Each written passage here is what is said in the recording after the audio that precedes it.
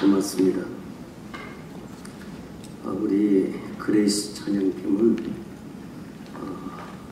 지금 다 이렇게 비즈니스를 합니다. 박승호 집사님 기타면은 세탁소를 하고, 또 중간에 남자는 그로서리, 또 이 주유소 몇 개를 가지고 있고, 또 한 분은 간호원입니다.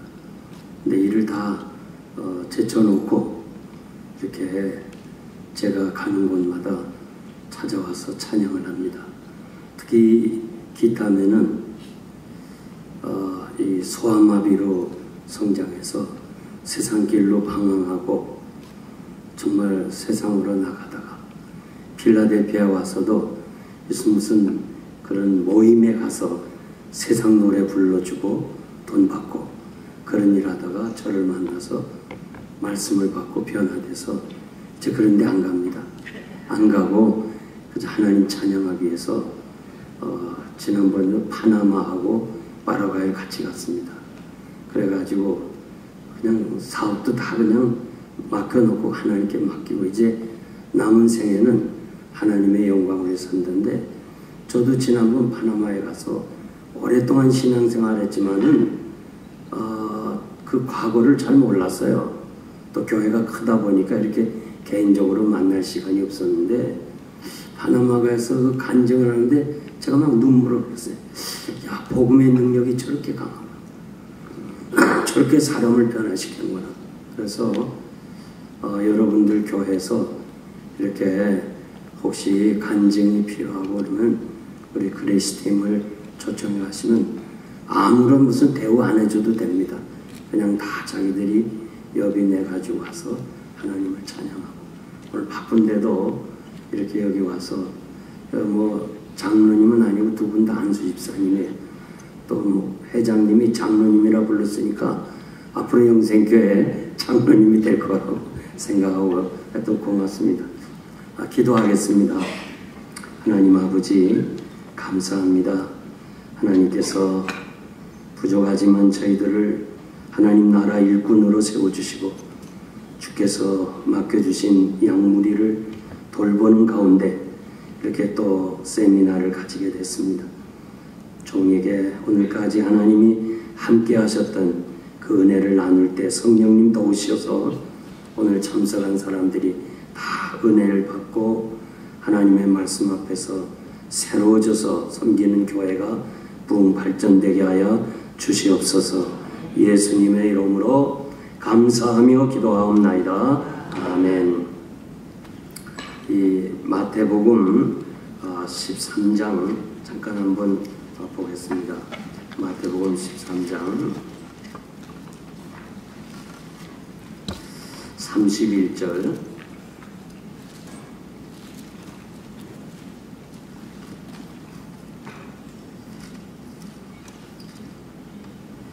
또 비유를 베풀어 가라사대 천국은 마치 사람이 자기 밭에 갖다 심은 겨자씨 하나 같으니 이는 모든 씨보다 작은 것이로되 자란 후에는 나물보다 커서 나무가 되매 공중의 새들이 와서 그 가지에 깃들이니라. 아멘. 교회 성장은 하나님이 원하시는 겁니다. 그런데 겨자씨는 너무 작아가지고 새들도 무시한답니다. 왜? 하도 먹어도 배가 안 부르니까. 그렇게 작은 겨자씨가 결국 성장해서 나무가 되고 그 나무에 새들이 깃들인다 하는 거, 이것은 우리에게 말씀하시는 하나님이 교회를 성장시키기를 원한다는 그런 말씀을 우리가 볼 수가 있습니다. 그래서 하나님이 원하시는 성장은 선교와 연관이 되어 있습니다. 복음을 전해서 죄인이 회개하고 하나님 앞으로 돌아오는 구원 역사가 교회 성장입니다. 그냥 사람만 많이 모이고 그냥 평행이동해서 그렇게 교인들을 모으는 거, 그것은 우리가 생각할 필요가 있는 그런 성장의 내용입니다. 한국 교회나 이민 교회가 성장은 참 중요한 과제인데, 그런데 교회 성장이 인본주의로 가는 경향이 너무 많이 있습니다. 오늘의 이 목사님들의 우상은 교회 성장입니다. 어떻게 하든지 무슨 방도를 하든지 교인들을 많이 부흥시키는 것이 자신이 결국 목회 성공이라 그렇게 생각하고 있습니다. 그런데 교회 성장은 곧 목사의 성공이라는 등식은 성립되지 않는다고 봅니다.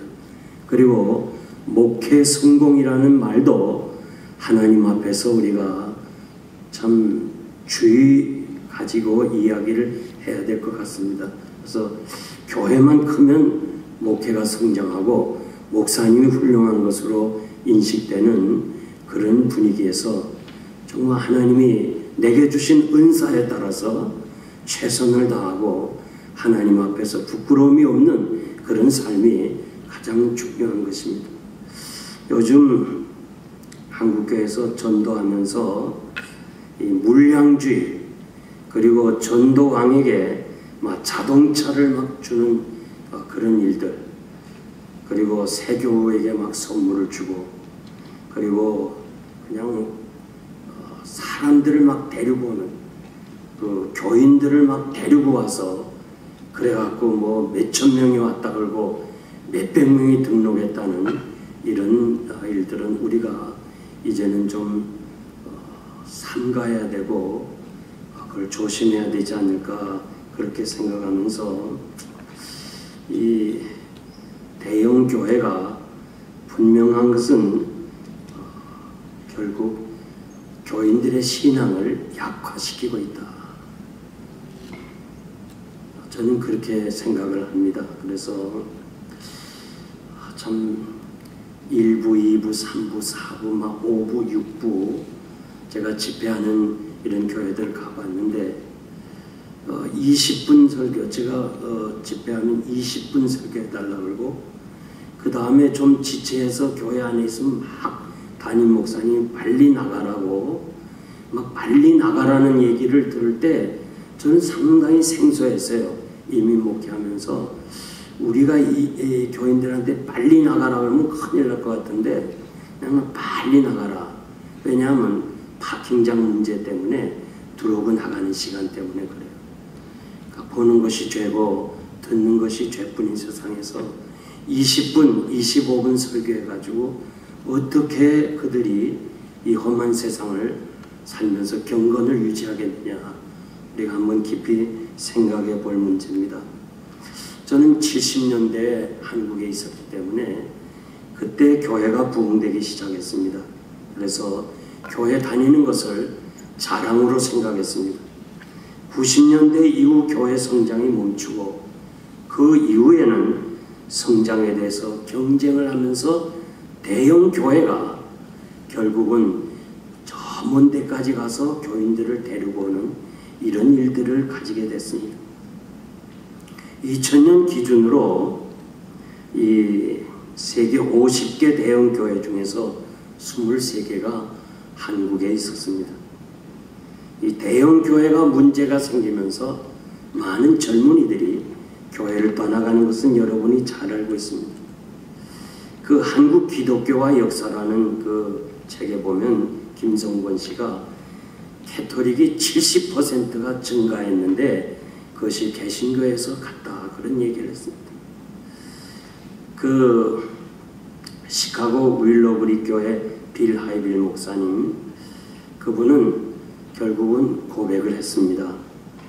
자신은 숫자적으로는 성공해도 예수 제자를 만들지 못했다. 이 빌 하이빌 목사님은 한국의 혹은 이민교회 개신교 목사들 중에 우상이었습니다. 거기 가서 어떻게 하든지 뭐 교회 성장하기 위해서 가서 공부도 하고 배워오고 그러면서 열린 예배라 그래가지고 전통적인 예배를 다 무시하고 그렇게 따라갔습니다. 그런데 윌로크릭 교회가 32년간 사역한 것을 수년간 연구 검토했어요. 과연 우리가 잘하고 있느냐? 우리가 지금 목회하고 있는 것이 성도들에게 잘하고 있느냐? 여기에 대해서 연구를 하고 그 다음에 이분들이 책을 하나 썼어요. Reveal Where Am I? Are you? 당신은 지금 어디에 있느냐, 드러낼 수 있느냐, 이런 책인데, 그 핵심 지도자인 그렉 허킨스와 콜리 파킨슨 씨 두 분이 1만 명을 대상으로 3년을 조사해서, 그리고 120명을 1:1 면담해 가지고 일종의 보고서를 냈어요. 우리 교회가 이렇게 됐다. 32년간 보고서를 냈는데, 결국은 한마디로 말하면 깊이가 없었다. 교인들의 깊이가 없었다는 거예요. 넓게만 했다는 거예요. 숫자는 많았지만 진실한 성도는 아니다라고 그렇게 고백을 했습니다. 이 고백에 대해서 한국 교회들이 그렇다 하고 동의를 해야 되는데 그렇게 하질 못해요. 왜냐하면 이 비라이빌 목사님의 목회 철학을 대부분 가져가서 그 교회에 접목을 시켜서 오늘의 이 대형 교회를 이룬 교회들이 이 사실에 대해서 이야기를 하지 못하고 있습니다. 결국 저는 이분이 지금 부적절한 관계 때문에 교회도 사표냈죠. 그 전에 제가 한번 가봤습니다. 시카고 윌러브리 교회. 예배 드리는 그 자세가 구도자를, 처음 온 사람들을 배려한다는 면은 모르겠지만은 하나님의 면전에서 예배 드린다는 것으로 볼 때는 예배가 아니었습니다. 전부 그냥 반바지에다 슬리퍼 신고 오고 그러면서 막 그냥 즐기는데, 하나님이 주신 은혜로 즐기는 건지 자기 도취에서 즐기는지 분간을 제가 못했습니다. 결국 교회 성장은 목회자의 위대함의 등식으로 성립해서는 안 된다고. 지금 요즘 인터넷 통해 가지고 그냥 어제도 창이라는 그 KBS를 통해서 보니까 이 목사님들의 성추행에 대한 얘기를 계속 방영하고, 너무 정말 오늘의 이 지도자들 문제 때문에 이렇게 교회가 성도들이 떠나는 일들을 너무 많이 하고 있습니다. 저는 어제 그 정연철 목사님 참 경건을 잃어버렸다는 말씀 저 참 많이 은혜 받았습니다. 그 목사님은 기도를 많이 하고 오셔서라 얼굴만 봐도 은혜가 된다는 것처럼, 저는 말씀도 말씀이지만은 그분의 진지한 얼굴에서 이미 성령께서 우리 마음을 여신 것을 제가 봤는데, 오늘 지도자들이 이 경건을 회복해야 돼요. 잃어버린 경건을 다시 회복해야 되는데요. 지금 교인 수가 자꾸 줄어진다는 거 알잖아요. 옛날에 뭐 1200만이라고 또 몇 년 전에 850만이라고 그랬다가 얼마 전에 그리스도 대학의 총장인 그 목사님이 이렇게 목회자 세미나 하면서 한국 교인이 500만이라고 그래요. 그걸 들어보니까 그러면서 거짓말하지 말라는 거예요. 이렇게 500만의 숫자도 많다고 이런 식으로 얘기를 하는데 전 잘 모르겠어요. 이미 한국을 떠나온 지 오래돼서.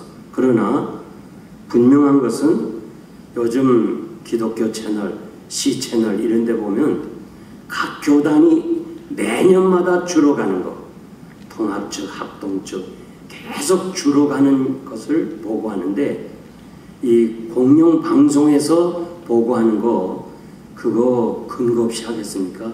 그래서 계속 줄어져 가는 거. 어떤 신학자는 2040년에 가면 한국의 기독교인은 100만으로 줄어진다 그렇게 얘기하는 사람도 있어요. 그리고 한국의 이슬람 지도자가 앞으로 30년 뒤에 보자, 30년 뒤에는 한국의 이슬람이 최고의 많은 교인들을 가질 것이다. 아주 호언장담하고 있습니다. 그것을 우리가 부정할 수 없는 것이 우리 과거 역사를 보면 알아요. 불교의 천년의 불교, 그리고 500년의 유교가 이렇게 하루아침 10년, 20년 만에 없어지는 것처럼 정말 우리가 이 시대를 분별하지 않으면 앞으로 이 기독교는 참 힘들게 돼 있어요. 그리고 한국 교회가 부흥돼야 이민교회도 부흥되는 거 여러분 잘 알아요. 그러니까 한국 교회 부흥을 위해서 여러분들이 계속 기도해야 됩니다. 그렇지 않으면 이민교회도 갈수록 쇠퇴해질 수밖에 없다는 거 그렇게 생각하면서 저는 교회 성장은 성경에 다 있어요. 그래서 저는 목회 철학을 영생교회를 개척하고 35년 사역하면서 바울의 목회 철학을 땄어요. 사도행전 20장 17절 이하에 보면 바울이 에베소 교회를 떠나면서 3년간 목회를 했어요. 그러면서 나는 이렇게 목회했다는 것이 쫙 나와요. 그 목회 철학 따라 했으니까 하나님이 축복해 주셨어요. 저는 오늘 여러분들에게 이 사도행전에서 교회 성장을 말씀드리고 싶어요. 자꾸 우리는 교회 밖에서 누가 교회 성장이라 혹은 교회 성장에 대한 책, 세미나 그런 데 다니면서 배우려고 그 다음에 그걸 배운 후에는 교회에 돌아와서 그 식으로 하려고 모든 것을 다 제도를 바꾸는 바람에 교회가 어려움이 있어요. 교회 풍파가 있어요. 그런데 교회 성장이 사도행전에 다 있어요. 그래서 저는 정말 여러분들에게 무슨 말씀을 전할까 참 생각도 많이 했는데 제가 40년 목회를 하고 은퇴한 사람으로 할 말이 얼마나 많겠어요. 강의할 게 너무 많아요. 나는 하나님이 부르시기 전에 내가 가진 이 신학적인 사상 그리고 목회 철학을 좀 다 나누어주고 싶어요. 그래서 이 교회가 살아야 목회자도 살고 목회자가 살아야 교회가 산다는 거. 오늘의 모든 문제는 1차적으로 목회자에게 있어요. 우리가 하나님 앞에서 바로 살아야 된다 생각해서 저는 교회 성장을 사도행전에서 본 교회 성장이라 이런 제목으로 여러분들에게 말씀을 드립니다. 성경은 영원한 현재니까. 그래서 이 말씀대로만 하면 하나님이 여러분의 교회도 성장시키리라고 믿습니다. 그래서 첫 번째 보니까 사도행전 2장을 한번 여러분 찾아주세요. 사도행전 2장.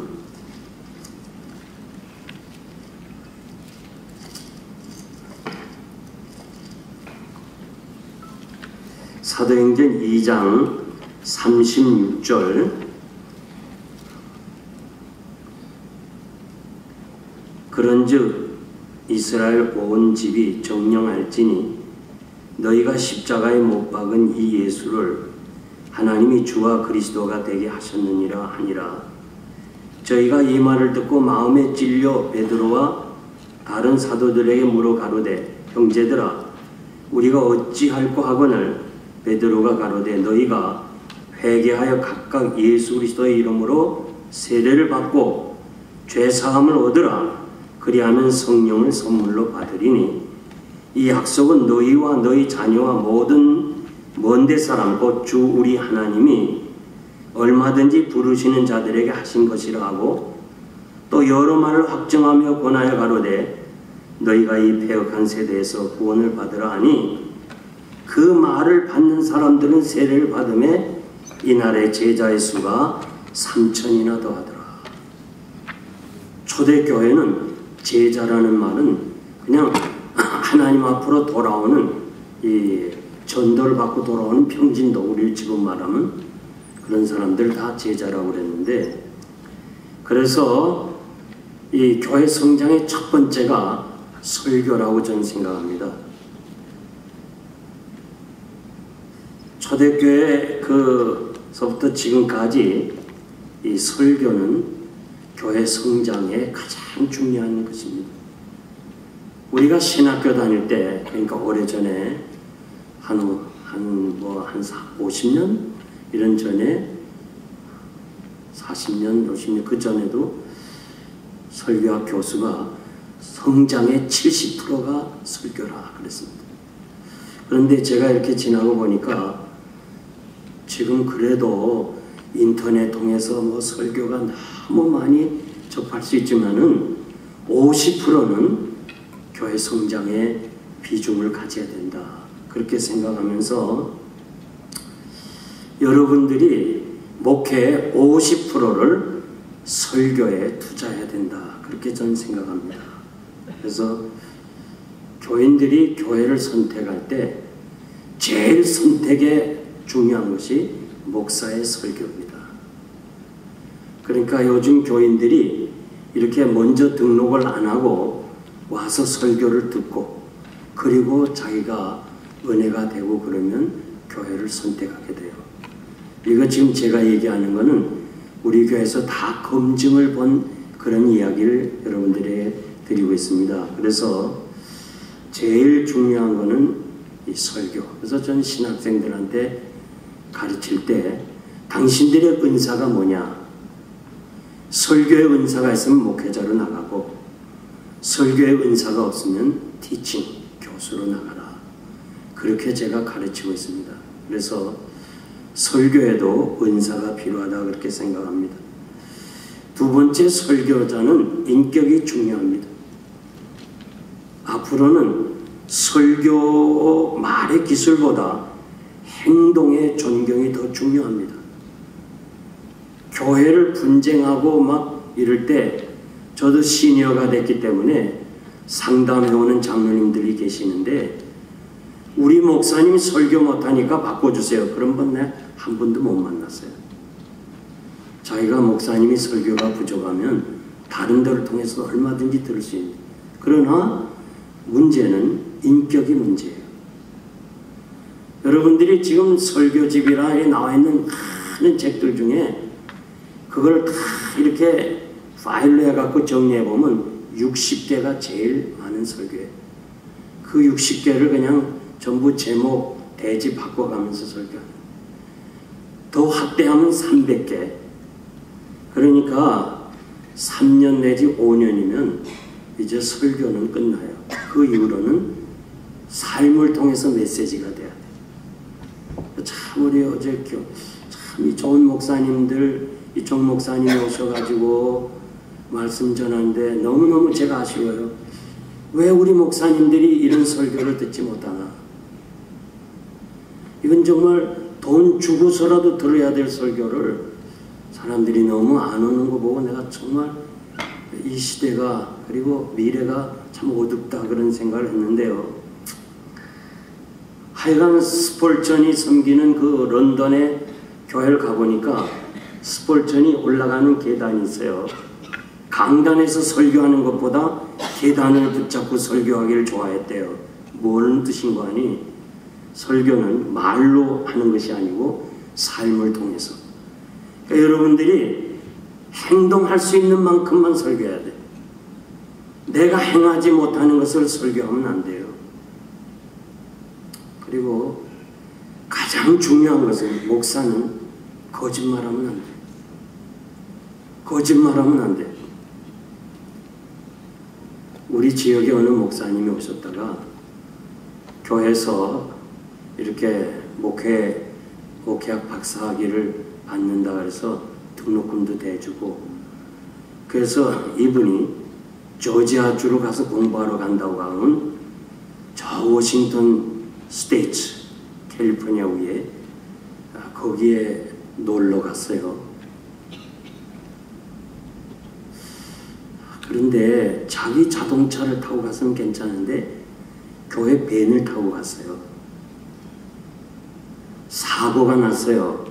사고가 나니까 사고 처리를 해야 되잖아요. 장로님이 알았어요.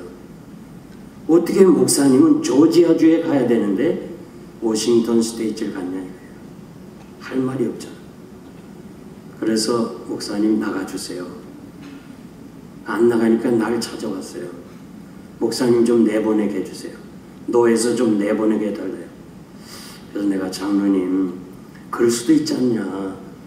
들어보니까 친구가 모처럼 왔기 때문에 거기 갈 수도 있는데 그거 가지고 그럴 수 있니? 좀 봐주라. 제가 그랬더니 예, 그럴 수 있는 거죠. 이해하지만 목사님이 거짓말했기 때문에 설교가 들어오지 않는다는 거예요. 설교 안 들어오는데 어떻게 우리가 교회를 나오겠습니까? 결국 그 목사님은 아주 큰 소리치고 필라델피아를 교구로 삼겠다고 그러신 분이 거짓말 하나 때문에 능력 있는 목사님이지만 결국 교회를 그만두게 됐습니다. 인격이 중요해요. 지금은 소천하셨지만 워싱턴 중앙교회 이원상 목사님 시드를 같이 했기 때문에 제가 아는데 그분은 만나서 그분 설교 잘합니다 얘기는 내가 들어본 적 없어요. 그러나 그분은 너무 훌륭합니다. 인격이 너무 훌륭합니다. 10사람 붙자면 10사람 다 얘기해요. 그래서 워싱턴 부근에서 교회 문제만 생겼다면 그 교회를 다 가는 거예요. 그래서 오늘 그렇게 큰 교회를 이루었어요. 세 번째 설교는 영적 양식이에요. 은혜 받으면 역사하게 되고 헌신하게 돼요.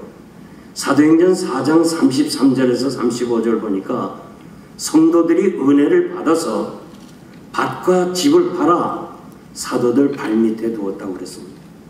재정적으로 풍성했다는 거죠. 지금이나 옛날이나 하나님의 말씀을 전해주어서 말씀을 통해서 저들이 변화를 받으면 교회 경제 이 문제는 해결되는 거예요. 목사가 다른 것은 좀 부족해도 좀 몰라도 설교 하나 잘하면 모든 것이 다 커버가 돼요. 애가 배가 고프면 울잖아요. 성도들이 영적 양식을 먹으러 왔다가 은혜가 안 되니까 자꾸 보채는 거예요. 그래서 어떻게 하든지 참으로 어머니가 자식들을 맛있게 요리해서 따뜻하게 해서 애들을 먹이는 것처럼 우리 목사는 설교 준비 잘하고 그 다음에 기도를 통해서 그 설교를 따뜻하게 해야 돼요. 제가 웨스민스의 그 박사학위 논문으로 이 교회 성장에 대해서 썼는데요. 큰 교회 50개 교회를 놓고 연구했는데 설교하고서 설교만을 위해서 1시간 이상씩 목사님이 기도했어요. 그러니까 여러분들이 찬밥이 좋은지 따뜻한 밥이 좋은지 따뜻한 밥이 좋으면은 기도로 따뜻하게 사용해요. 돌아가신 김창인 목사님은 강단에서 무슨 기도를 하나 이게 궁금한 거 아니에요? 김창인 목사님은 제가 한국에 있을 때 일부 예배 거기 가서 은혜 받고 다시 본교회로 돌아가서 교회를 설교하세요. 목사님들이 그분의 설교집은 전혀 안 팔려요. 내용은 그렇게 좋은 거 없어요.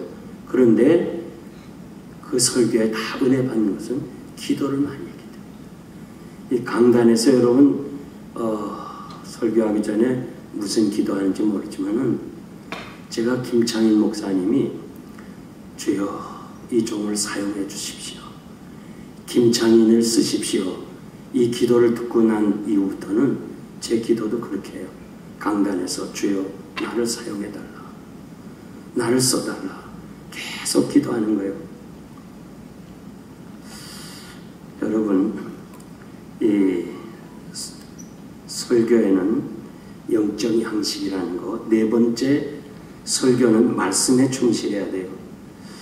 교인은 강단에서 하시는 말씀, 하나님의 말씀을 받게 되는데 우리 설교자가 남이 하지 않는 말씀을 하려는 유혹이 있어요. 남들이 안 한 것을 해보려는. 그래서 뭔가 설교로 히트를 한번 쳐보겠다. 이거 잘못이에요. 그것이 위험에 빠지게 되고 이단에 빠지게 돼요. 지금 여러분들이 잘 아는 우리 분당교회 사건 부목사, 전 하도 바빠서 그런 거 설교나 이런 데는 잘 안 보는데 누가 와서 얘기를 해줘요. 목사님 한번 보고 평가를 해달라. 한번 들었더니 이 동성애 문제에 대해서 얘기하는 거예요. 그러면서 대세가 됐다는 거예요. 지금 교회가. 그리고 교회 밖이 대세가 됐으니까 그걸 비판하면 꼰대라 이런 말을 썼어요.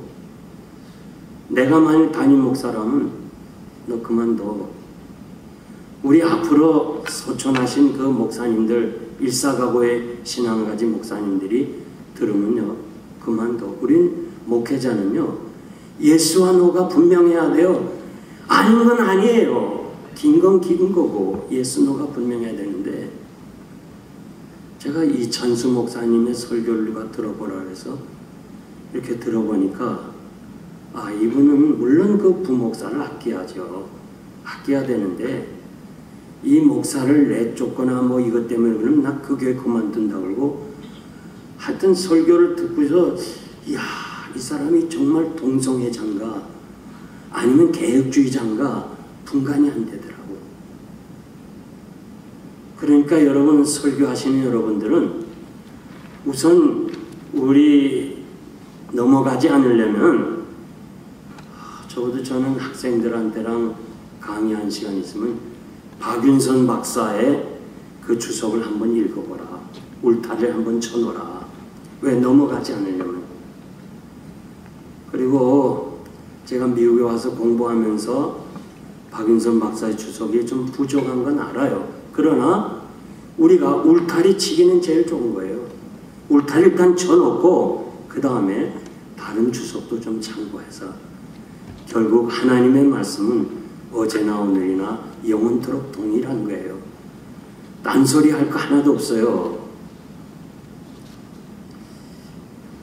지금 이상현 박사라고 프린스턴 신학교 교수로 오셨는데, 지금 어떻게 되는지 그분 근황을 내가 모르겠는데, 그분이 처음 프린스턴에 와서 같이 만났어요, 저하고. 그러면서 자신이 이렇게 말했다고 그래요. 왜 오늘 PCU에서의 이 장로교회가 이렇게 자꾸 주는 줄 아느냐. 교단에서 학생들에게 당신들은 세상에서 듣지 못하는 이야기를 해주라. 세상에서 말하지 않는 하나님의 말씀을 전해라. 자기가 그런다는 거예요. 이 PCUSA가 교회가 줄어지는 것이 그거는. 그래서 자신이 이렇게 어느 교회 가서 설교를 했는데, 우리가 은혜로 구원받는다는 이 얘기를 했더니 노인 장로님 한 분이 눈물을 흘리면서 40년 만에 처음 들었다는 거예요. 임태권 목사님, 우리 필라델피아에 있는 제 선배 목사님이 아세아연합신학대학 총장으로 가셔서, 그 어느 교회라고는 얘가 얘기하지 않겠지만 교회 가서 우리가 믿음으로 은혜로 구원받았습니다 하니까 그 장로님이 눈물을 흘리면서 20년 만에 처음 들었다는 거예요. 요즘 디모데후서 4장 2절 보니까 말씀을 전파해야 됩니다. 전파해야 되는데, 마지막 때 사람들이 귀가 가려워서 세상 이야기를 좋아해요. 그러니까 하나님의 말씀만 전하는 그런 교회는 싫어해요. 그냥 세상 이야기, 그런 이야기들만 전하면 그렇게 좋아하는데, 많이 모이면 뭐합니까? 하나님 보실 때 정말 교회 나왔다고 다 교인 아니거든요. 사도행전 4장 33절 보면 사도들이 예수 그리스도의 부활을 전할 때에 큰 은혜를 얻었다. 사도들은 계속 십자가와 부활을 증거했다. 계속해서 한 번 전한 게 아니에요. 문법상 보면 계속 전했다는 거예요. 이것이 중요해요. 듣는 사람과 전하는 자가 서로 커뮤니케이션이 성립돼야 되는데, 설교는 전달이 중요합니다. 전달이 안 되면 소용이 없어요. 무엇을 말할 것인가? 설교 내용이에요. 어떻게 말할 것인가? 설교의 전달이에요. 설교 작성은 이제 쉬워졌어요. 저희 장인어른의 그 설교집을 제가 보니까 다른 거 하나도 없어요. 성경을 성경으로 해석했어요. 이 개혁주의적 입장에서. 그러니까 성경을 많이 봐야 돼요. 그 당시엔 뭐 인터넷도 없고 콘콜던스도 없고 그냥 성경을 자기가 본 거 그대로 거기 적응을 시켰는데, 야, 그런 설교를 들은 사람들은 절대 변함이 없어요. 그래서 요즘은 평신도도 설교할 수 있고 장로님도 설교할 수 있어요. 문제는 전달이에요. 중요한 것이 전달인데 어떻게 잘 전달하게 해야 되나? 제가 말씀드린 건 기도를 해야 돼요. 성령의 도움을 받아야 됩니다. 그래서 여러분들이 항상 기도를 많이 하고 준비하고 올라가세요. 왜 신학교 교수들의 설교는 내용은 좋은데 은혜가 안 되고, 그 이유가 뭐예요? 성령의 도움을 청하지 않고 자기 지식에 근거해서 하기 때문에 그래요. 전달 훈련을 해야 돼요. 어느 누구부터 나면서부터 설교 잘하는 사람 없어요. 물론 은사가 있는 사람 있지만은 어떤 분은 100%의 지식이 있는데 50%밖에는 전달이 안 돼요. 어떤 분은 50%의 지식을 가지고 100% 이상 전달해요. 그 대표적으로 그 곽선희 목사님이 전달을 참 잘합니다. 그래서 여러분들은 이 전달하는 훈련을 받아야 되고 영혼을 사랑하는 마음으로 설교를 해야 돼요. 입으로만 하는 것이 아니고 일방적으로 설교하는 것이 아니고 청중과 호흡을 같이 해야 돼요. 여러분들이 설교하러 올라갔다가 반응이 없으면 빨리 정리하고 내려오는 게 좋아요. 설교 온 걸 끝까지 하면요, 교인들은 설교가 짧으면 은혜 있다고 해요. 길면 은혜 못 받았다고 해요. 아무리 내용이 좋아도 길면 은혜가 안 돼요. 그러니까 설교자가 설교하면서 아, 이게 반응이 좀 안 좋구나 하면은 금시 그냥 정리해갖고 나와야 돼요. 아, 어떤 분은 답답해요. 끝까지 하는데 뭐 끝까지 가는 거 할 수 없지만은 하여튼 답답한 걸 제가 느꼈습니다. 그래서 설교자는 이 청중을 사랑하는 마음으로 정말 그들을 사랑하는 그런 마음으로 해야 돼. 제가 74년도에 소록도에 갔잖아요. 부흥회 인도하러. 그때 교회가 7개였습니다. 아침, 새벽, 낮, 저녁 이렇게 해서 7개를 돌았는데요. 야, 이들이 저를 테스트하잖아요. 네가 정말 우리를 위해서 이렇게 말씀을 전하러 왔나, 우리를 사랑하나 하면서 계란, 옥수수 이런 걸 가지고 저를 테스트했는데 그걸 통과하고 나니까요, 이들이 마음이 열려요. 그리고 그들을 바라볼 때 그 소록도 중앙교회는 저 2층만큼 높아요. 이렇게 내려가 봐야 돼요.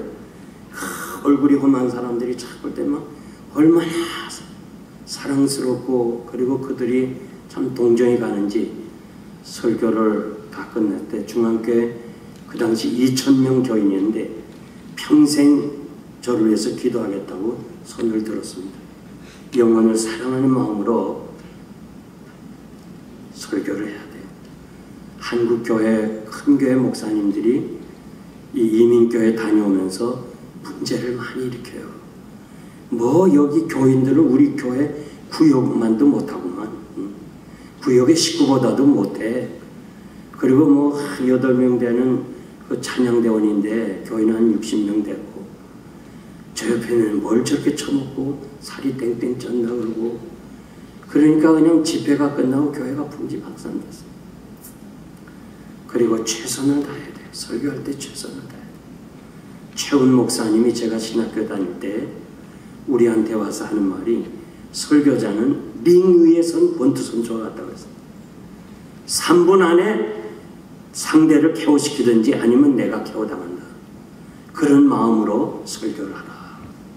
참, 신학교 때 그것은 무슨 소리인지 몰랐는데 결국 그것이 정말 몸에 와닿아요. 이 사탄이 얼마나 시험을 많이 하겠어요. 제 아내가 말해요. 항상 저한테 이렇게 말해요. 목사님, 톨비가 아깝지 않도록 설교하세요. 델라웨어, 뉴저지 이런 데서 설교하러 들어오거든요. 톨비를 내잖아요. 은혜 받지 못하면 톨비가 아깝잖아요. 그러니까 설비를 생각하고 설교하시라. 저는 우리 교회 부목사님 한 분이 이 새로 결혼한 사람들을 3년간 가르치는데 그 정혜중 목사님이라는 분이 이렇게 웨스민스터를 하고 처음 안수 받고 첫 번 설교를 했어요. 근데 그 헌신 예배 때 주로 제가 하든지 아니면 다른 분을 청하는데 제가 목사니까 그 눈치 알잖아요. 자기가 하고 싶어 하는 뭐 정 목사 설교할래? 그랬더니 예, 제가 시키면 하겠습니다. 준비됐습니다. 그래. 아 그래? 그럼 네가 설교해라. 그래서 그냥 흥분되면서 설교 준비하고 평소에도 이 교회 본당에 와서 막 설교 준비해. 이렇게 막 청중을 놓고 아무도 없는데. 근데 그날 저녁 설교하고 죽었어요. 야, 여러분 아무도 안 놀래네요. 난 여러분 안 놀래는 거 보고 놀랍니다. 아니 설교를 딱 한 번 처음 하고 죽었는데 이거 안 놀랄 일이에요. 야, 근데 난 그날 이 설교자가 말이에요. 아이 새 가정을 위해서 뭐 설교해야 되는데 믿음에 대해서 얘기하면서 이렇게 믿어도 되냐고, 이렇게 믿고서 천국 가겠냐고 무슨 뭐 책망하는 설교를 하는 거예요. 그래서 제가 하도 이제 이거 오늘 정 목사 왜 저렇게 핀트가 안 맞아? 나 혼자 설교 들으면서 그랬는데 그게 마지막 메시지였어요. 제가 충격과 함께 큰 은혜를 받았고 그 이후부터는 제가 뭘 달라졌는 거 아니 설교 준비하다가요. 요거는 좀 주일날 낮에 사용하겠다. 요건 좀 다른 날 해야 되겠다. 남겨놓은 게 있는데 그날 이후는 남기질 않아요. 그 시간 그대로 수요일 저녁 그대로 사용해버려요. 이게 마지막 설교인지 모른다. 그런 마음 가지고 설교에 임하니까 더 내가 사명감 있고 더 확신 있고 더 뜨거워지고 더 교인들을 사랑하는 마음이 생겼어요. 우리 설교자들이 항상 이런 마음을 가져야 된다. 6번째, 성령의 도움이 필요합니다. 여러분, 성령께서 도와주지 않으면 우리 설교는 참패하게 되는 거예요. 제가 처음 미국 왔을 때 로버트 슐러, 특히 한국의 감리교 목사님, 큰 감리교 목사님은 로버트 슐러 목사님의 긍정적인 파워, 힘, 그런 설교를 다 카피해서 했어요. 대단했어요. 지금 슐러 목사님은 온데간데 없이 다 가버렸어요. 그 뒤를 이어서 또 요즘 한창 우리가 참 인기 있는 사람 있죠. 오스틴 조엘. 그분도 역시 참 좋은 긍정적인 이런 설교를 하니까 수많은 사람이 모이는 거예요. 그분의 설교, 로버트 슐러 목사의 설교에는 십자가 부활이 없었어요. 결국은 조스틴 오웰도 시간 문제지 한 시대가 가면 갈 거예요. 그 사람도. 그러니까 설교는 가장 중요한 것이 성령의 도움을 받아야 돼요. 성령께서 역사하셔야 그 말씀을 받게 되고 그 받은 말씀이 그 속에서 역사가 일어나는 거예요. 설교는 종합예술입니다. 모든 인간이 할 수 있는 거 다 포함됐어요. 그래서 설교는 말로만 하는 것이 아니고 태도와 자세와 행동이 중요해요. 여러분 그 앵커 있잖아요. 앵커들 보세요. 뉴스 하는 사람이 이거 보고 하는 사람 있어요? 물론 그들 원고는 저 앞에 테레비가 있어서 그걸 읽지만은 앵커는 원고 없이 전부 외워서 사람들을 보는 거예요. 그러니까 설교는 여러분 눈을 마주쳐야 돼요. 제가 나온 학교에 종해신학교에 박영명 박사님 참 한국교회 어르신인데 그분에게 제가 배웠잖아요. 설교도 많이 들었어요. 총신 7년을 다녔으니까. 그런데 그분은 원고를 다 써갖고 설교하면서 채플린도 하면서 한 번도 우리를 안 봐. 그냥 그걸 읽어. 계속 읽어놔. 그러니까 은혜가 안 돼요. 안 보니까. 근데 박윤선 박사는 원고 안 봐요. 전부 우리만 쳐다봐. 박윤선 박사. 그래서 내용은 좀 박영룡 박사보다는 부족해요. 그런데 우리를 쳐다보니까 아이 컨택, 우리가 은혜가 되는 거예요. 그러니까 여러분들이 설교 원고는 반드시 써야 돼요. 제가 지금 창세기서부터 책을 사무엘 상하까지 출판했는데 그거 다 원고를 그랬습니다까지 다 썼어요.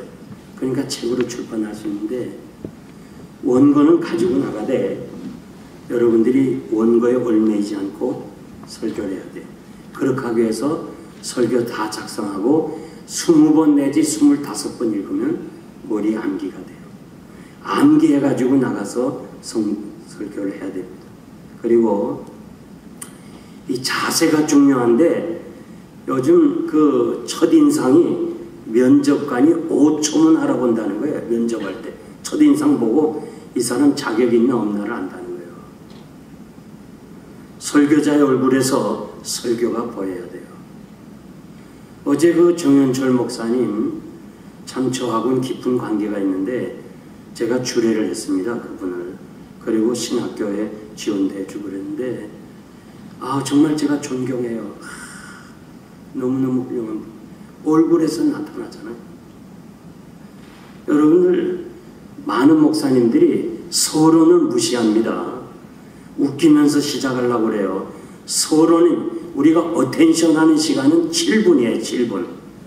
거기서 그냥 웃고 뭐 이러다 보면 그때 뒤에 건 다 놓쳐요. 많은 목사님들이 서론을 중요하게 생각 안 하는데 저는 서론이 중요하다고 생각해요. 서론에서 이 교인들을 붙잡고 가지 않으면 본론 결론까지 가지 못해요. 그래서 제일 힘들어 수고하는 설교 작성은 서론부터 시작해요. 벌써 깜짝 놀라게 해갖고 야 이게 무슨 소리냐, 이게 어떻게 해석을 저렇게 끌어가나, 그렇게 해서 결국 서론을 끌어가는 거예요. 중요합니다. 그래서 이 표정관리, 행동에 주의해야 돼요. 이 설교자가 이렇게 와서 여러 가지로 그렇게 하는데 이 저는 이 박윤선 박사님 통해서 그런 저런 걸 많이 들었어요. 그분의 이 성경 주예보다는 당신들이 강의하면서 앞으로 목회자가 이렇게 되라, 설교자가 이렇게 하라, 그런 것이 너무도 저에게 큰 영향을 주었는데 참 중요해요. 그래서 목사님 여러분들은 가능한 한 이제는 설교를 위한 책들을 많이 보세요. 남들은 뭐 설교집 보지 말라 그러는데 설교집 많이 보세요. 그냥 듣고, 그리고 이 한아름 이런 데 가면 또 설교 테이프 있는데 그거 다 가져다가 들으세요. 어떤 누가 들어도 해도 건질 말씀들이 몇 개 있습니다. 그 좋은 예로 정필도 목사님, 그분은 저희가 다녀가면요 제 설교한 거를 다 가져가요. 야, 그분의 하는 건 뭐냐면 계속 그걸 들어요. 어느 교회를 가든지 어느 목사님 가든 목사님 이거 힘들 텐데 이거 한국까지 왜 가져가요? 아니요, 너무 은혜스럽습니다. 그리고 피종진 목사님, 제가 신학대학 다닐 때 가정교사로 했던 분이 그 약수중앙교회를 개척했어요. 그래서 그 인연으로 이 부흥회라든지 이런 거 하면 가정교사는 하지 말고 가서 찬양대 좀 도와달라. 얼마나 좋아요. 그래서 가서 그때 좀 친했어요. 그 방에 들어가 보니까 그 시절에 전부 녹음기 2개, 3개 가지고 전체 다니면서 설교를 녹음해서 들었어요. 여러분 많이 들으세요. 이제 우리 목회자는요 다른 거 볼 거 없어. 많이 듣고 에세이 많이 보고 신문 같은 것도 보면 에세이들 이런 것들 많이 봐야 여러분들이 설교 작성하는데 많이 도움이 될 것이고, 설교는 시대의 방향을 예고해야 돼요. 우리 신명기 5장에 보면은 출애굽을 해서 시내산에서 하나님이 1세들에게 말씀한 것을 다시 모압 평지에서 설교 3편이잖아요. 신명기가 2세들에게 한 말씀을 똑같이 해요. 40년 전에 한 거를. 그러면서 뭐라고 하는 거 아니? 이 말씀은 너희 조상들에게 한 것이 아니고 지금 40년이 지난 너희들에게 한 것이다. 하나님의 말씀은 동일해요. 어제나 오늘이나 변함이 없어요. 그렇기 때문에 이 말씀을 통해서 여러분들이 시대를 분별해야 될 줄 압니다. 그리고 9번째 설교는 사람을 변화시킵니다. 여러분, 우리가 설교하면서 설교의 성도들이 변화가 돼요. 제가 후암제일교회 이학인 목사님의 후임자가 됐어요. 그 목사님이 이 신방 가서 너 왜 이래? 하면서 울어요. 너 지금 이렇게 해서 되겠어? 울어요. 그리고 설교하다가도 또 우셔요. 그래서 나는 이렇게 생각했어요. 아, 목사님이 개척하고 22년 섬기고 이제 저에게 물려줘야 되니까 참 마음이 안타까워서 서글퍼서 그런가 보다. 내가 어떻게 하든지 잘 도와드려야지. 난 정말 양심에 부끄러움 없이 이학인 목사님을 최대한 도왔어요. 그 목사님이 너는 내 아들보다 더 훌륭하다 나를 도와줬어. 그렇게 도왔습니다. 그러나 그 눈물을 이해 못했는데 제가 이렇게 한 교회에서 쭉 지나다가 보니까 이학인 목사님의 눈물이 생각이 나는 거예요. 처음에는 그냥 설교를 듣다가 멀쩡하고 딴짓 보고 뭐 신문 보고 뭐 이런 사람이 설교를 듣면서 눈물이 나고 손수건을 거치 그런 걸 보면요 나도 눈물이 나. 그래서 강단에서 설교하다가 울면요 목사가 울면 성도들이 다 은혜 받아. 그래갖고 친교실에 가면 말이지 오늘 목사님 때문에 화장이 다 엉망이 됐다고 막 뭐 붙인 게 막 떨어지고 막 그랬나 봐요. 네. 목사가 눈물이 있어야 돼요. 그래야 사람을 변화시켜요. 마지막 10번째로 강해 설교를 꼭 해야 됩니다. 제가 창세기서부터 쭉 강해 설교를 했는데 이민교회 목사는요 강해 설교해야 된다. 그 강해 설교가 왜 유익이 되느냐, 내가 시간 관계상 그렇게 다 못하고 이민교회에서는요 본문 설교할 때 본문 선택하기가 어려워요. 다 걸리는 것이 있어요. 아 이것도 하면 나를 또 치는 설교하겠다. 그래가지고 이 본문 설교가 안 되더라고요.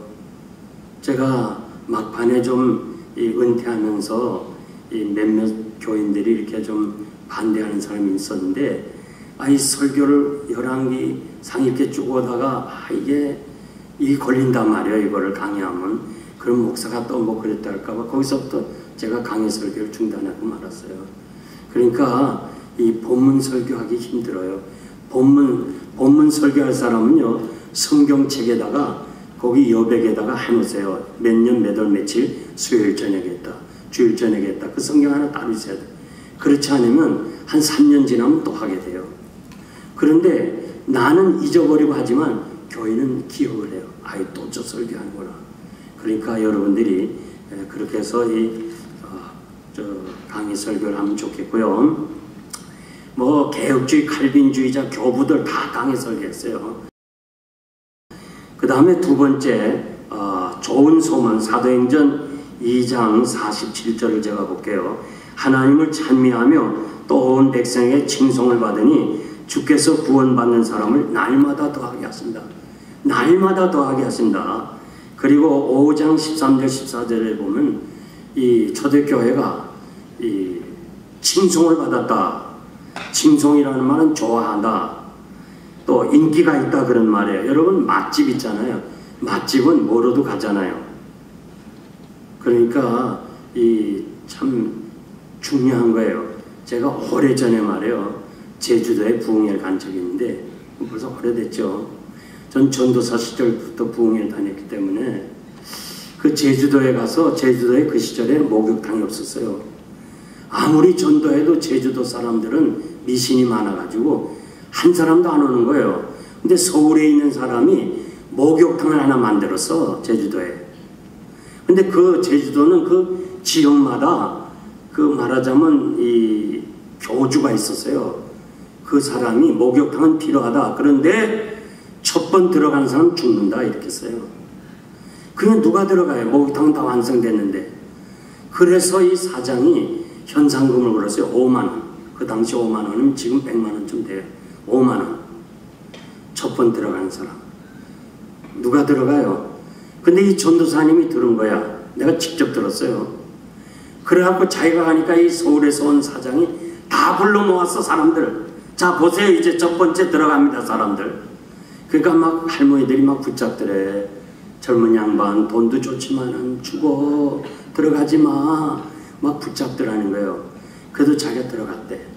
정말 오래간만에 독탕에서 때를 불키고 너무 좋아서 있으니까 자꾸 사람들이 열어보더래. 죽었나, 살았나.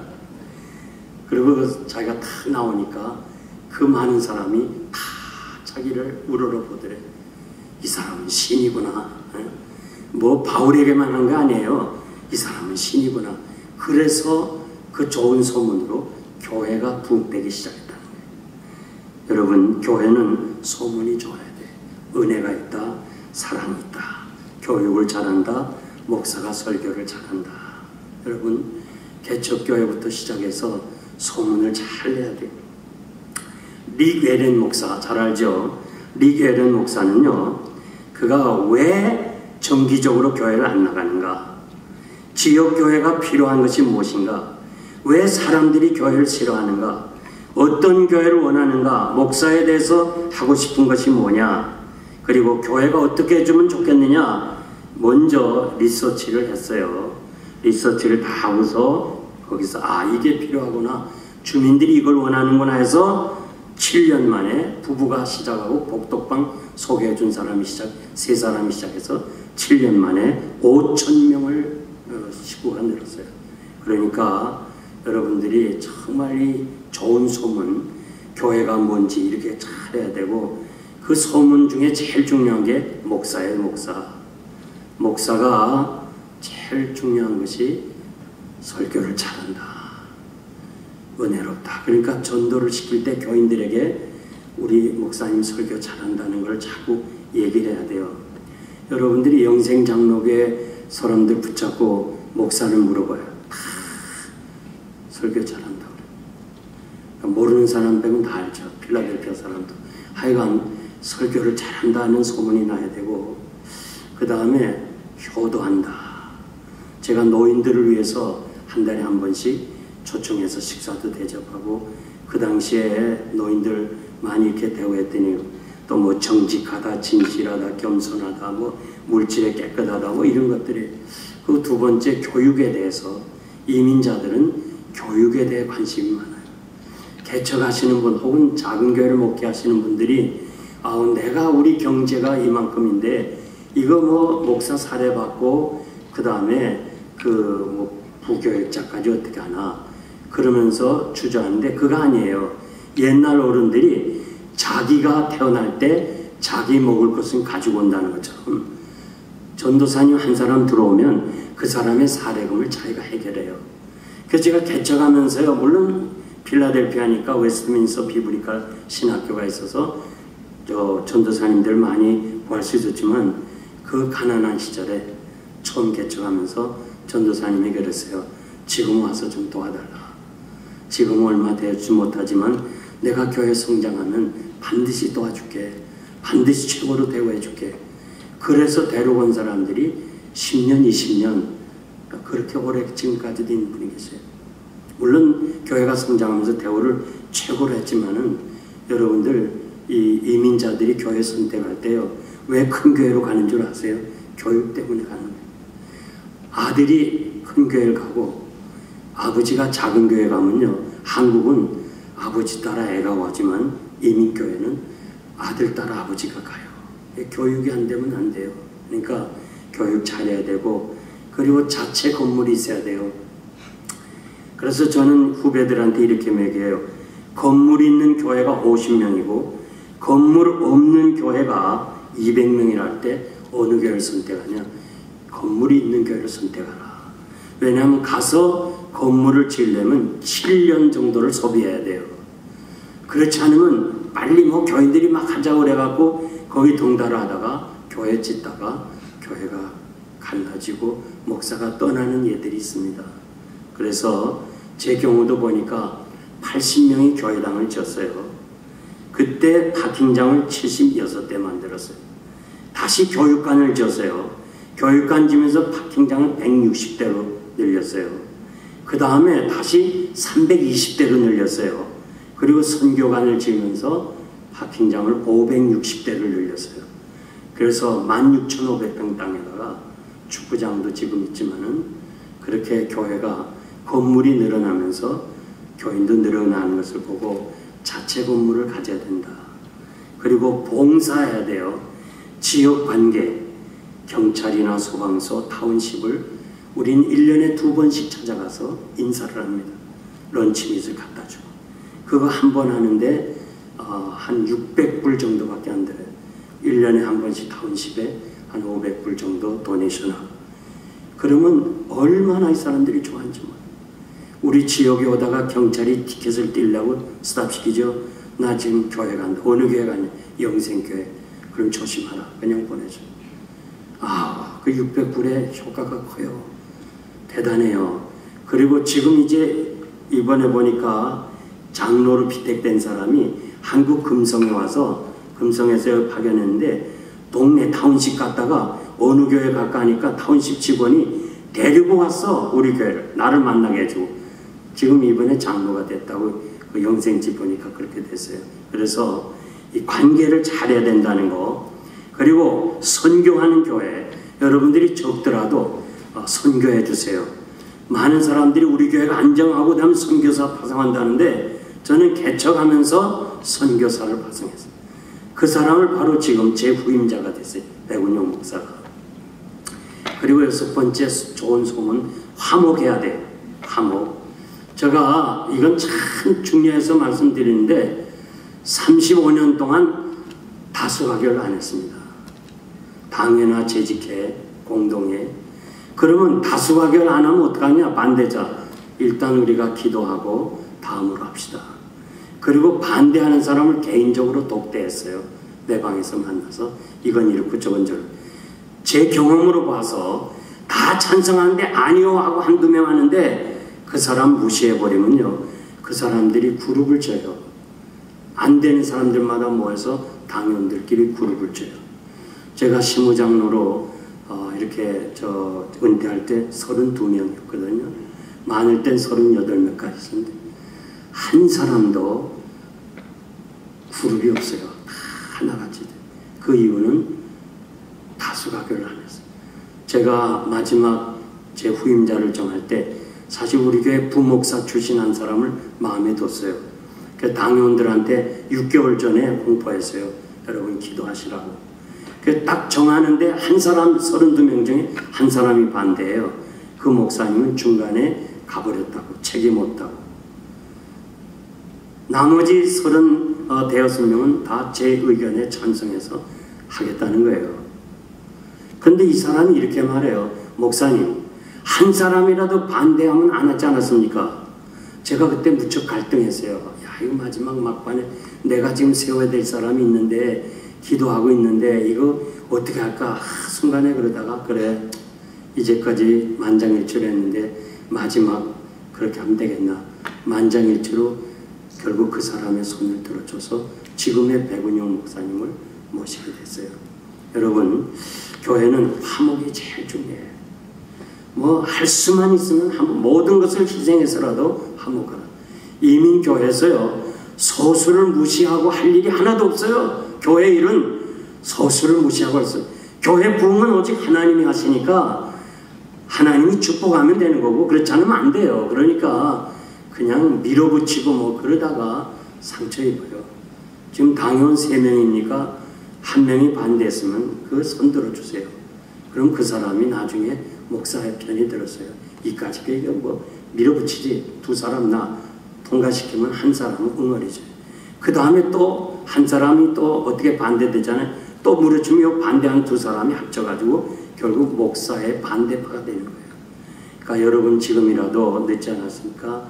어떻게 하든지 여러분들이 합심해서 화목해야 되고, 그리고 3번째 사도행전 3장 1절에 보니까 기도했어요. 이 기도하고 4장 3절 4절 보면 이 기도의 능력이 나오는데 제 부시 기도 시간에 올라갔다가 결국은 성전에 가면서 안진뱅이를 고치는 기적이 일어나잖아요. 그러면서 이 쭉 4장에 와서 보면 아주 담대하게 그 베드로와 요한이 증거하는 것이 나오는 것입니다. 그래서 제가 여러분들이 꼭 말씀드리는 것은 새벽기도 꼭 하시고요. 정말 이 이민교회에서 기도가 약해요. 지금 자꾸 기도가 약한데 여러분 기도밖에 할 게 없어요. 그러니까 제가 꼭 선배로서 또 은퇴하고 정말 여러분 사랑하는 마음으로 여러분들이 목회하는 게 얼마나 힘들어요. 그런데 기도하지 않으면 안 돼요. 이 목사로부터 받는 스트레스 얼마나 많이 받아요. 저는 이렇게 은퇴하고 나서는요, 은퇴하기 전에는 그래도 교회가 막 크는 것을 좋아했는데 은퇴하고 나서는 그게 아니구나. 저도 수천 명 이민교회에서 수천 명 교인이고 그런데 그 스트레스 얼마나 많이 받아요. 뭐 큰 교회라고 목사가 밥을 3개, 4개 먹어요? 4끼 먹어요? 똑같이 먹잖아요. 그런데 이 스트레스를 어떻게 해결할 거예요? 기도를 해야지. 그래서 새벽마다 나가서 저는 알지도 못하고 듣지도 못하고 보지도 못한 걸 내가 했다고 그래요. 이거 어떻게 하겠어요? 한 번도 제가 35년 동안 목회하면서 가서 안 따졌어요. 안 따졌어요. 집사님, 내가 언제 그랬어? 어디 누가 그랬는지 얘기해봐. 안 갔어요. 하나님이 아시니까. 그래서 새벽마다 저도 답답하잖아요. 그래서 늘 이렇게 기도했어요. 용거라, 너 그거 마음이 아프니? 주님은 너 때문에 죄인이 되었는데 원래부터 죄인인 네가 그 말 한마디 섭섭해? 이걸 자꾸 반복해요. 내가 용거라, 너 그 말 섭섭하니? 주님은 의인이신데 너 때문에 죄인 취급받았는데 원래부터 죄인인 네가 그 얘기 들었다고 뭐 섭섭해? 이걸 몇 번 반복하면요 하나님의 은혜로 다 잊어버리게 돼요. 그래서 저는요 꼭 새벽기도 그리고 때로는 산기도도 좀 하시고 조용히 한적한 곳에 산기도. 저는 우리 어머니에게 고맙게 느끼는데 수학여행을 한 번도 못 갔어요. 한 번 돈이 없어서. 그래서 중학교 고등학교 때 수학여행 못 가면 놀잖아요. 우리 어머니가 답답한 게 용거라, 너는 기도원에 가서 좀 기도하면 어떻겠니? 기도원에 갔어요. 신학부 5번 졸업여행인데 신학부 때는 교회에서 돈을 지원하기 때문에 돈과 관계가 없어요.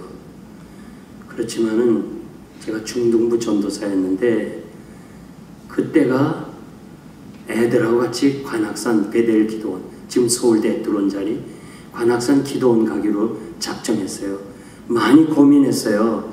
야, 이거 학창시절 마지막 끝나는데 기도원에 가야 되나 아니면 수학여행 가야 되나. 날 보고 자꾸 졸업위원인데 당신이 안 가면 안 된다고 막 그래. 근데 4번은 돈이 없어서 못 갔지만 5번째는 아이고 애들하고 기도원에 가야지 뭐. 수학여행 포기했어요. 저는 앨범도 하나도 없어요. 그렇지만 하나님이 다 기억하시고 축복하셔요. 정말 어제 그 정현철 목사님 참 시작보다 지금 많은 것을 소유했다는 것처럼 저도 참 마음에 느끼는 게 많아요. 참 하나님이 이렇게 축복하셨구나.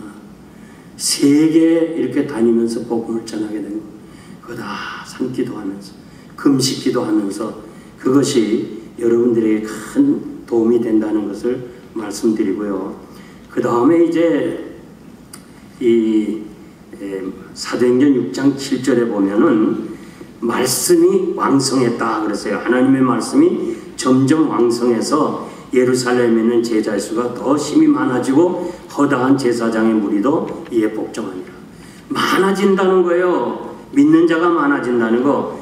말씀이 왕성했다. 이 왕성이라는 말은 한국에 뭐 왕성교회도 있지만 왕성은 자라게 한다, 증가한다는 거예요. 그러니까 말씀이 교회를 증가하게 하고 성도들을 새롭게 한다 그 말이에요. 그래서 우리가 이 말씀을 잘 전해야 되는데 참으로 이 말씀을 전할 때요 성령께서 역사하시는 거예요. 그래서 아멘으로 받아 먹을 수 있는 거예요. 우리가 이 말씀을 로고스라고 했잖아요. 얼마나 귀해요. 이 귀한 말씀이지만 이것을 내가 받아 먹어야 돼요. 예수님이 40일 금식하시고 그가 줄이신 후에 사탄이 돌을 가지고 떡을 만들어 먹으라 할 때 사람이 떡으로만 사는 것이 아니고 말씀으로 살아야 된다. 그 말씀을 레마라고 그래 돼 있어요. 말씀을 먹어야 돼요. 내 것으로 가져야 돼요. 여기서 역사가 일어나는 거예요. 자, 누가복음 1장 38절 보니까 주의 계집 종연이 말씀대로 내게 이루어진. 처녀가 임신한다. 이건 정말 힘든 거예요. 그런데 그 말씀을 내 것으로 순종하겠습니다. 레마예요. 말씀을 아무리 많이 들어도요, 순종하지 않으면 기적이 일어나지 않아요. 정말 여러분, 말씀이 주동성, 모든 생각과 사상을 말씀이 주도하게 해야 돼요. 정복성이세요. 참 헤롯과 베드로의 싸움에서 헤롯은 죽고 베드로는 살아나는데, 그때 사도행전 12장 24절 보니까 하나님의 말씀이 흥황하여 더하시더라고 그랬어요. 이와 같이 사도행전 19장 20절 보니까 주의 말씀이 힘이 있어 흥황하여 세력을 얻느니라고 그랬어요. 하나님의 말씀은 필요성이 있습니다. 그러니까 여러분 어떻게 하든지 하나님 말씀만을 전해주시고요.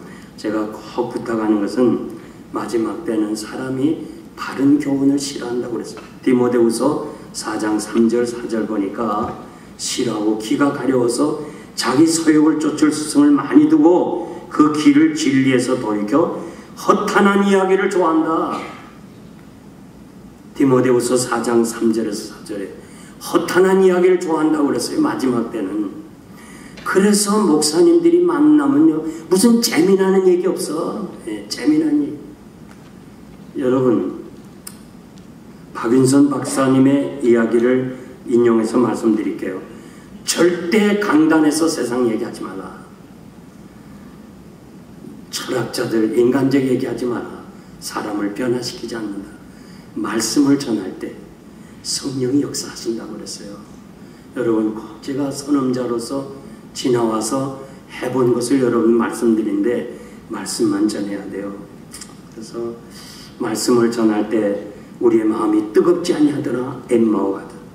그리고 사도행전 2장 37절 보니까 회개가 나와 우리가 어찌할꼬. 그리고 에레미야 23장 29절 보니까 말씀이 불이고 방망이라고 그랬어요. 우리 죄악을 어떻게 때려부숴요? 하나님의 말씀이 우리를 불로 태워준다는 거예요. 생명이 살아난다고 그랬어요. 거듭나게 된다고 그랬어요. 사도행전 10장 33절 보면요, 성도들이 요구를 한다고 그랬어요. 고넬료의 가정에서 이제 우리는 베드로를 통해서 당신에게 명하신 모든 말씀을 듣기를 원합니다. 사도행전 13장 44절에 보니까 온 성에 사는 사람들이 하나님의 말씀을 듣고자 모였다고 그랬습니다.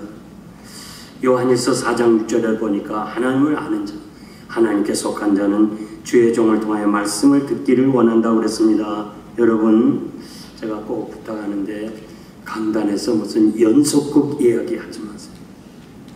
이렇게 연속극 얘기하면요, 교인들이 그 한 번 어디 좋은 거 인용했는데 아주 목사님이 연속극 본다 그렇게 돼요.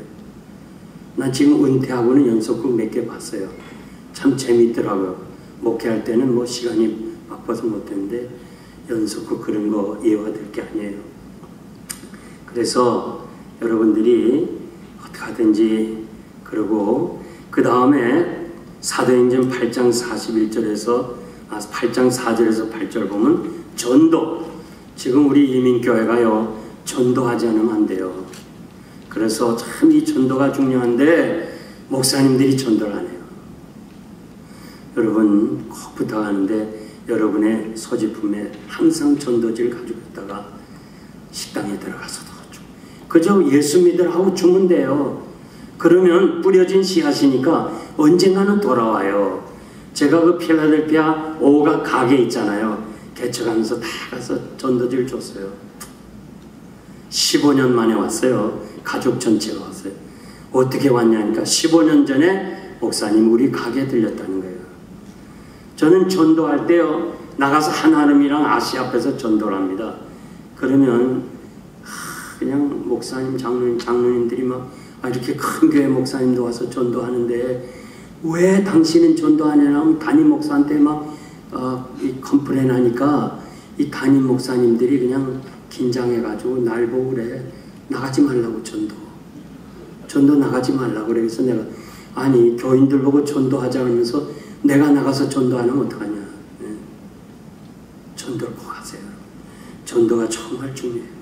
그리고 여섯 번째는 지도자. 사도행전 11장 22절에서 26절 보니까 초대교회 지도자 바나바 예루살렘 교회에서 인정해서 안디옥에 파송했어요. 저가 하나님의 은혜를 보았다고 그랬어요. 여러분, 지도자는 모든 것을 은혜로 봐야 돼요. 은혜 아닌 것이 없다는 거예요. 심지어는 여러분, 누군가가 여러분들 비판하잖아요. 그것도 다 하나님의 은혜로 보세요. 그리고 주님께 붙어 있으라 고난해. 주님께 붙어 있으라. 우리 잘 알잖아요. 기는 놈 위에 걷는 놈이 있고, 걷는 놈 위에 나는 놈이 있고, 나는 놈 위에 붙어 있는 놈이 있다. 붙어 있는 게 더 나아. 여러분, 예수에게 붙어 있어야 돼요. 그리고 착한 사람이라. 바나바는 착한 사람. 야, 정말 성령과 믿음도 충만한 거 좋지만은 제가 목회하면서요, 여러분 정말 제가 권면하는데 교회 임직자는요 착한 사람 뽑아요. 뭐 성령 믿음이 그 순간이에요. 본질적으로 착하지 않으면 안 돼요. 이건 정말 제가 앞서서 목회하면서 여러분 부탁하는데요. 막 그냥 잘난 척하고 막 우리 목사님들은요 애서가 뭐 팥죽 한 그릇서 장자의 명분을 팔았지만 우리도 밥 한 그릇에 넘어가는 사람 많아요. 하나. 제가 부흥회 많이 다니면서 얘기를 많이 듣잖아요. 와서 막 밥도 사주고 옷도 사주고 용돈도 주고 세웠더니 이 사람이 그냥 나를 이렇게 했다고. 참 우리는 저를 포함해서 너무 사람도 잘 믿고 말해요. 그러니까 착한 사람 꼭 뽑아야 되고요. 그리고 또 사도 바울이라는 사람이 한 사람 지도자가 있는데 이 사도 바울을 참 이분은 이 사도행전 20장 19절 이하에 보니까 에베소 교회에 떠나면서 모든 겸손했다고 그랬어요. 여러분 겸손해야 돼요. 우리 목회자들이 겸손해. 이야, 정말 이 한국교회 대교회 목사님들은요 목사님 한 번 만나기가 너무 힘들어. 웬 비서가 그렇게 많아요. 비서를 만나야 돼. 어디서 왔느냐, 무엇하러 왔느냐. 야, 난 모르지만 우리 합동측에요 목사님들이 너무 교만해. 너무 교만해. 이게 문제야. 그래서 제가 가는 교회마다 뭐 비서가 뭐 필요하냐고, 그냥 목사님 왔다고 하면 좀 나가서 만나라. 그리고 최소한에 파킹장까지 나와서 좀 전송 좀 해주라. 목사가 교만하니까요. 큰 교회 부목사도 교만해요. 뭐 부목사가 뭔데 그냥 뭐 하루이로 다 흩어보고 왜 왔느냐, 뭐 왔느냐, 뭐 그것부터 묻고 말이야. 겸손. 두 번째, 모든 눈물이에요. 바울은 눈물로 목회했어요. 눈물이 필요해요. 바울이 보세요. 이제도 눈물을 흘린다고 했고 눈물로 기록한다. 느헤미야의 눈물. 그리고 세 번째, 모든 참음. 목회를 지도자는 참아야 돼. 인내. 제가 꼭 하나 드리고 싶으면요. 오래전에 한경직 목사님이 필라를 지나갔어요. 그때 제 나이가 36살이었어요. 목사님 바쁘시니까 꼭 한마디만 해달라서 한마디만. 꼭 한마디만. 어떻게 하면 목사님처럼 허물없이 목회를 은퇴하겠습니까? 눈을 쫙 감으시고 한 5분 동안 묵상하더니 목사님 그저 참으세요. 참는 길밖에 없습니다. 그저 참으세요. 양옆 사람에게 좀 권면해. 그저 참으세요. 시작. 그저 참으세요.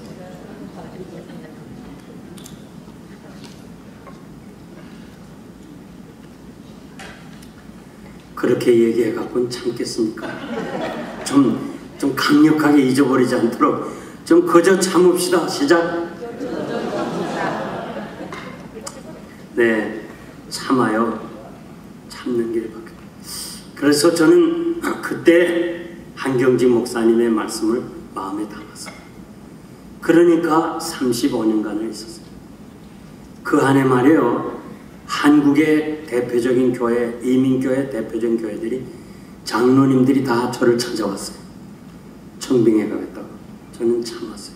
유혹도 참아야 되고 고난도 참아야 돼요. 사실 목사님들은 알아요. 이민교회 35년을 개척하고 있었다는 건 뭐 다른 건 접어두고 정말 훌륭한 거예요. 우리 교단에서는 20년 채우기가 힘들어서 같은 교단에 있는 사람을 플러스 시켜서 마지막 은퇴할 때 20년을 통합해서 자격을 줘요. 선택하고 안 하는 건 교회가 하는 것이고 이만큼 어려워요. 바울은 범사의 모범을 보였다고 그랬어요. 여러분, 범사의 모범을 보이는 거 참 힘듭니다. 어렵습니다. 그런데 범사의 모범을 보였다고 그랬어요. 그리고 7번째 부흥의 비결은 사도행전 14장인데 신방이에요. 저는 신방 목회를 했어요. 배달부처럼 했어요. 그래서 흑인가에서 매일 아침 9시면 출발해 나가요. 그리고 저녁 6시쯤 들어오고 특히 위험한 지역에서는 가게 문을 같이 닫아줬어요. 그분들이 교회 장로님들이 됐어요. 지금도 얘기해요. 잊을 수 없다는 게. 권총 강도가 들어오는데도 신방을 갔어요. 여러분, 목회자는 신방입니다. 설교자가 아니에요.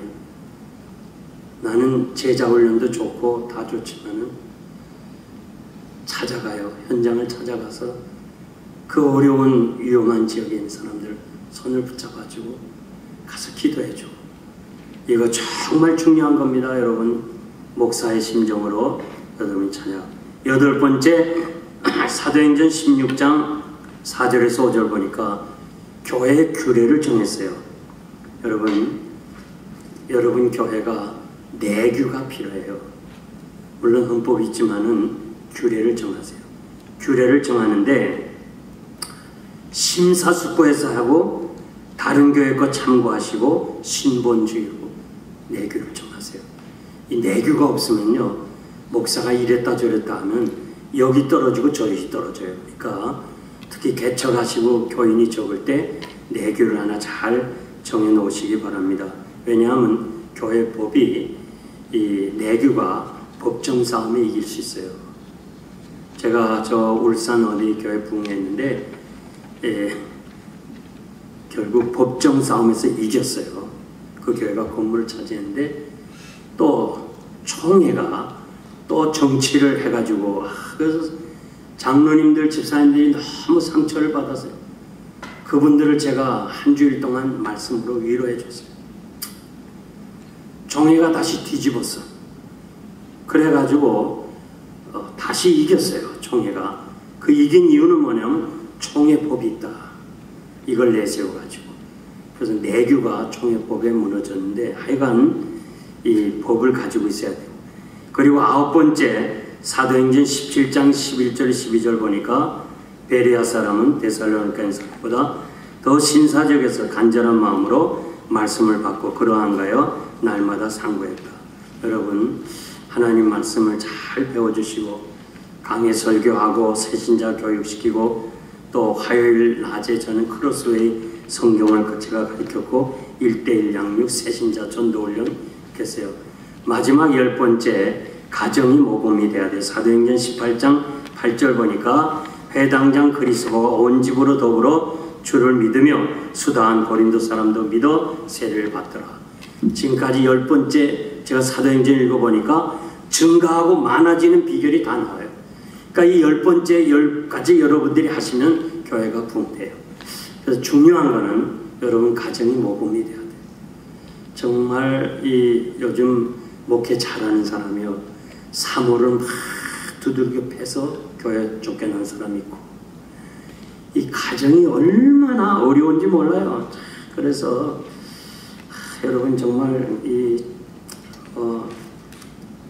말씀 많이 못 드리지만은 하여튼 여러분 가정을 천국으로 이루시고요. 저희가 그 학교에서 배울 때는 목사가 먼저냐 아버지가 먼저냐, 우리는 목사가 먼저라 배웠어요. 다 다 우리 뭐 가는 목사 뭐 다 이런 사람들 다 그렇게 배웠어요. 근데 요즘은 아버지가 먼저다 그런 사람도 있어요. 미국 교회는 전부 아버지가 먼저다. 제가 한 15년 전에 심포지움으로 웨스트민스터 신학교 강당에서 한 500명 학생들 모아놓고 질문했어요. 학생 하나, 아버지가 먼저입니까? 목사가 먼저입니까? 그럴 때 7명 다른 미국 목사님은 전부 아버지가 먼저다. 저 혼자만 목사가 먼저다. 그러면 애들은 어떻게 합니까? 애들은 하나님이 길러주신다. 그렇게 답변했어요. 그 답변이 지금 맞았어요. 그래서 제가 여러분들이 말씀드린 것은 어떻게 하든지 교회에 충성을 하시고 다른 데서 이 돈받아 세미나 하지 말고 사도행전에서 여러분들에게 한 서너 시간 잘 가르쳐야 되는데 시간이 없어 그냥 제목만 말씀하다시피 했거든요. 그런데 중요한 것은 앞으로 우리 미래를요, 이 교회가 주님 오실 때까지 든든히 서 있으려면 여러분의 자녀가 목사님이 돼야 돼요. 여러분의 딸들이 사모가 돼야 돼요. 캘리포니아에 가면 알프레드 잠파라는 오클랜드의 현수교가 있어요. 그는 여러분이 아는 대로 터널, 다리 다 건국의 아버지들 이름을 땄어요. 벤자민 프랭클린, 조지 워싱턴 브릿지. 근데 거기는 알프레드 잠파, 이태리에서 이민 온 사람인데 이분은 95세에 세상을 떠났어요. 1905년에 이민 와서 캘리포니아 다리를 전부 용접을 했어요. 용접을 얼마 동안 했느냐? 45년을 용접공을 했어요. 그리고 두 아들을 다시 용접공이 됐어요. 두 아들의 또 두 아들씩 있어요. 네 손자가 용접공이 됐어요. 3대가 캘리포니아 다리의 용접공이 됐어요. 그래서 주정부가 높이 평가해서 평신도 아니고 평민이지만은 그 이름을 따서 알프레드 잠파라는 다리를 만들었어. 얼마나 귀해요. 우리 앞으로 미래가 참 어두운데 그래도 목사가 될 사람이 누구이겠어요? 여러분의 자녀 아니에요? 지금 웨스트민스터도 그렇고 비브리칼도 그렇고 신학교에 지금 재정이 아주 들통났어요. 그러니까 이제 한국에 있는 목사님들 막 이제는 한국말로 다 해주겠다. 와서 그냥 통역할 테니까 오라 하면서 막 지금 오픈하고 있잖아요. 여러분 얼마든지 가서 공부할 수 있어요. 큰일이에요 지금. 미국의 신학교 이제 학생들이 잘 안 들어와요. 한국도 마찬가지예요. 이게 큰일이에요. 그러니까 여러분의 자녀들. 나는 이렇게 목사님들 만나면서 뭐 아들이 의사고 뭐 변호사고 또 뭐 이거 자랑하는데 그거 하나님 앞에서 과연 자랑일까?